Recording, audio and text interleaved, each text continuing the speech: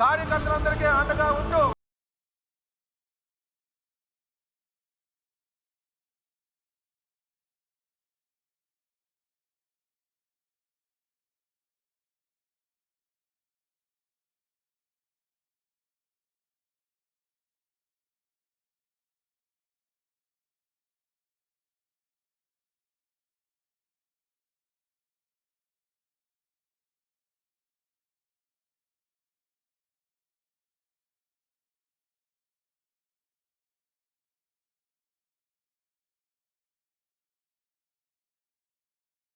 ఒక నాయకుడుగా పడుకు కనిపిస్తుందని చెప్పి తెలియజేస్తున్నాం.